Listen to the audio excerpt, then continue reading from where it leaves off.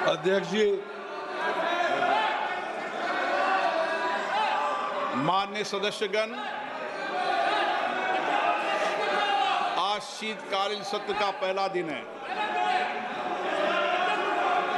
मेरी सभी माननीय सदस्यों से ये अपेक्षा है कि वह सदन में रचनात्मक और सक्रिय भागीदारी निभाएं।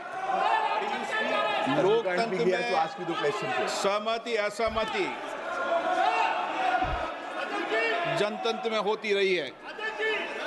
वैचारिक मतभेद भी होते हैं, लेकिन उसकी चर्चा संवाद से उसका समाधान निकलता है। मैंने पिछले सत्र के अंदर भी आप लोगों से आग्रह किया था कि हम दुनिया के सबसे बड़े लोकतंत्र हैं, हमें अच्छी परंपराएं, अच्छी परिपाटियां डालनी चाहिए। ये सदन नारेबाजी तख्तियों के लिए नहीं है। इसके लिए आपके पास सदन के बाहर बहुत मौके होते हैं। मेरा आपसे हमेशा प्रयास रहता है कि आपको जनता ने चुनकर भेजा है, आप उनकी अपेक्षाएं, आकांक्षाओं को अभिव्यक्ति करो, उनकी कठिनाई, चुनौतियों पर चर्चा करो, मुद्दों पर चर्चा करो।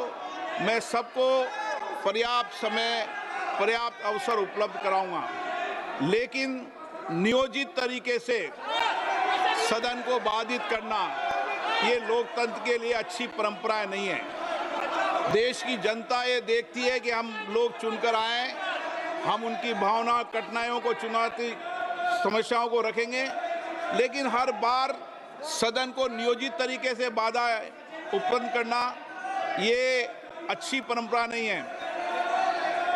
आप चर्चा करें, ये प्रश्नकाल है, प्रश्नकाल के अंदर महत्वपूर्ण समय होता है। आप हमेशा आके नारेबाजी, तख्तियां सदन के अंदर नियोजित तरीके से बाधित ठीक नहीं है। देश में, दुनिया में, लोकतंत्र में ये संदेश जाना चाहिए कि भारत की संसद और भारत में माननीय सदस्य सदन में कामकाज करते हैं, चर्चा करते हैं और सदन कभी बाधित नहीं होना चाहिए। ये परंपराएं लागू करो। आपने प्रश्नकाल के अंदर इन विषयों पर चर्चा नहीं होती, ये प्रश्नकाल है।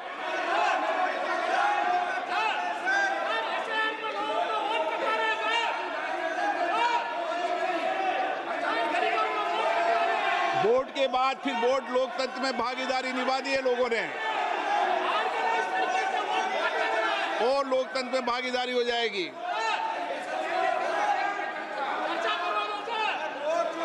बैठिए, बैठिए, प्रश्नकाल है, प्रश्नकाल में चर्चा होती है क्या? नो, अच्छी परंपराएं लागू करो। आप वरिष्ठ नेता लोग हो, अपनी सीट पर विराजे, सदन को चलने दें। मैं फिर आपसे आग्रह कर रहा हूं, निवेदन कर रहा हूं कि सदन चर्चा, संवाद के लिए, देश की जनता की समस्याएं, कठिनाइयां उठाने के लिए, नीतियों पे चर्चा करने के लिए आप प्रश्नकाल को स्थगित करने का प्रयास मत करिए। प्रश्न संख्या 1, श्री अनुराग शर्मा। जी अध्यक्ष जी, प्रश्न संख्या 1 माननीय अध्यक्ष जी, उत्तर सदन के पटल पर रखा गया। माननीय सदस्य। जी अध्यक्ष जी, सबसे पहले तो मैं आदरणीय प्रधानमंत्री जी का विशेष अभिनंदन करना चाहूँगा, जो बिहार में ऐतिहासिक हम लोगों को जीत मिली है और ये